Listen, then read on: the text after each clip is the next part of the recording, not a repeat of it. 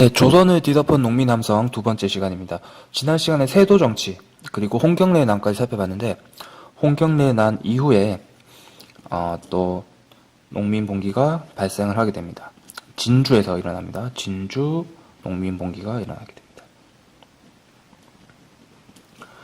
진주 농민 봉기는 1862년에 일어납니다. 당연히 진주에서 일어났겠죠. 진주에 아주 이제 부패한 백성들을 못 살게 구는 관리를 탐관오리라고 합니다. 이 탐관오리 잡아다가 이제 굴복을 시키면서 진주 농민 봉기가 시작이 됩니다. 이 당시에 너무 관리들이 부정부패해 있고 백성들이 살기 어려웠기 때문에 진주에서 시작했는데 이것이 전국으로 확산이 됩니다. 전국으로 확산이 되니까 나라에서 솔직히 손을 쓸 수가 없어요. 관군을 보내서 다 이제 진압하기에는 한계가 있습니다. 그래서 중앙에서 관리를 파견해가지고 백성들하고 이제 얘기를 합니다. 여러분들 요구를 이제 들어주겠습니다.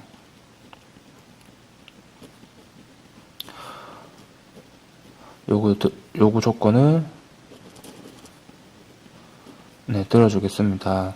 그만 진정들하고 집으로 가세요. 이렇게 해서 이렇게 해서 농민 봉기가 막을 내리게 되는데 이런 약속들을 지켰을까요? 네, 당연히 안 지켰겠죠. 지킬 능력도 없고.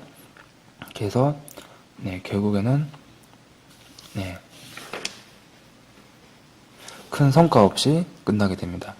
그 이후에 이런 조선의 그 상황들을 보고 실학자들이 여러 가지 개혁안을 제시를 하게 됩니다.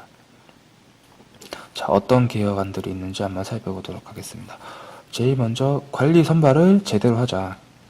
매간매직이라는 그런 말도 안 되는 그런 상황이 벌어졌는데 진정으로 백성들을 위하고 백성들을 위해서 일할 수 있는 관리들을 뽑자.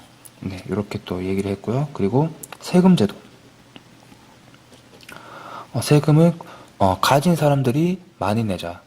이렇게 세금을 좀 공평하게 내자.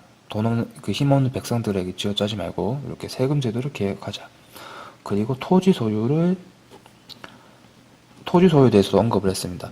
이 당시에 토지는 양반들이 거의 대부분 토지를 소유하고 있었습니다. 그리고 양반들은 그 토지를 이제 농민들한테 빌려주는 거죠. 그러면서 임대료를 받고 이렇게 되니까 양반들은 일도 안 하고 점점점 이제 더 부자가 되고 농민들은 그 힘든 현실을 벗어나지 못하는 이런 상황이 됐습니다. 그래서 토지를 직접 농사를 짓는 백성들이 소유를 하게 해야 된다. 이렇게 토지 개혁을 하자. 이런 이제 이야기까지 했고요. 그 다음에 산업을 발전시키자.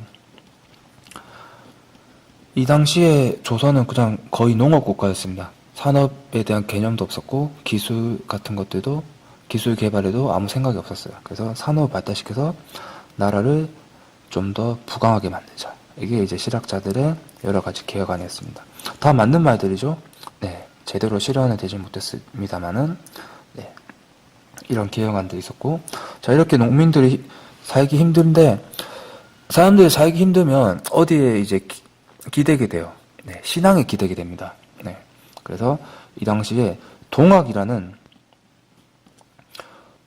우리나라의 그런 특유의 종교가 생기게 됩니다. 1860년에 경주에 최재우라는 사람이 동학을 창시하게 됩니다.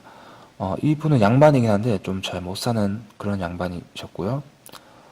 그리고 양반이니까 당연히 공부는 엄청 많이 하셨겠죠. 그래서 동학을 창시를 하십니다. 동학은 유교, 불교, 도교는 그 중국의 그 사상입니다. 자연 친화적인 그런 사상입니다. 그리고 우리나라의 각종 민간신앙 이런 것들을 다 혼합을 해가지고 우리나라만의 종교인 동학을 창시하게 됩니다. 이 동학의 대표적인 사상으로는 인내천, 사람이 곧 하늘이다. 그리고 후천개벽. 이 어려운 현실이 이제 새로운 세상이 열려서 이 어려운 현실이 극복되고 모두가 다 잘 살게 되는 그런 세상이 올 것이다. 자, 다시 말해서 평등주의. 인본주의. 모든 사람은 평등하고, 사람이 가장 중요하다. 사람이 기본이다. 이런 이야기들을 펼치게 됩니다. 당연히 이러니까 사람이 다 평등하다고 했어요. 근데 조선시대는 신분 질서가 아주 확고한 유교 사회죠. 그러니까 이 말은 다시 말해서 신분 질서를 부정하게 됩니다. 양반이나 뭐 상민이나 천민이나 다 똑같다 이런 얘기를 하고 있으니까 신분 질서를 부정하게 되죠. 그래서 나라에서는 사회 질서를 어지럽힌다. 그래서 동학의 그 지도자인 최재우를 처형합니다. 이후에 이제 최재우의 후계자들이 계속 동학을 이끌어 나가게 되고요. 그리고 나서 결국에는 구한말에 1894년에 동학농민운동으로 연결이 됩니다. 네, 이상으로 오늘 강의는 모두 마치겠습니다.